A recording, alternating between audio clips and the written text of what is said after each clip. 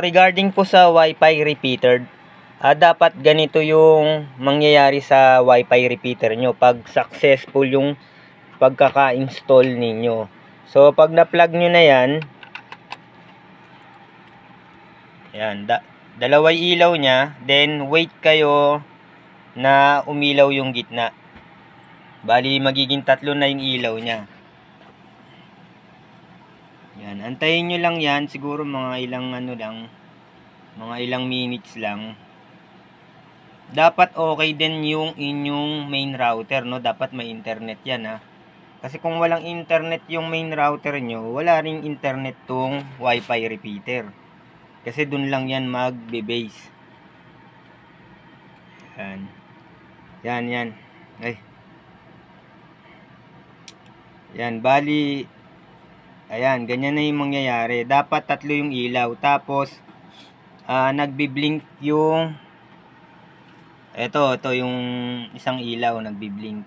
Ngayon, kung nahihirapan kayo dito sa pag-set up sa Wi-Fi, no? Tingnan nyo na lang yung video ko. Nasa bandang 3 minutes yun, no?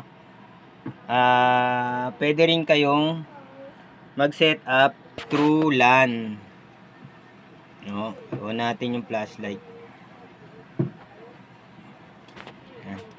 Flashlight.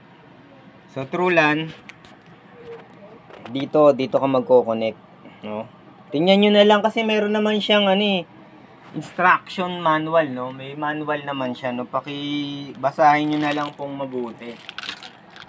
Nandito siya sa instruction. Kasi ganun lang din yung ginawa ko. Chinek ko itong instruction manual. Dito lang din ako sumunod. To. Yan, okay na siya. Ganyan na yung niya dapat. Dapat ganyan. So ito sa kabila, pwede kang mag-connect ng PC. Yan, yung pagka ayaw mo ng Wi-Fi, dito ka sa LAN.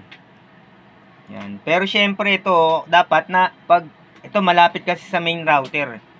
Ngayon kung gusto nyong ilayo, yun syempre may signal din yung yung main router, tsaka to meron ding limitation yun. Pag nawala ka dun sa limitation, syempre mawawalan din ng internet to. Dapat nasasagap niya pa rin yung signal ng main router, no? Mailalayo mo siya. So pag halimbawa ito yung main router, no? Ito yung main router, nandito yung Wi-Fi repeater. Hanggang dito lang yung naabot ng main router. Yung Wi-Fi repeater mo aabot siya hanggang dito. Yan, so halimbawa dito. Ayan.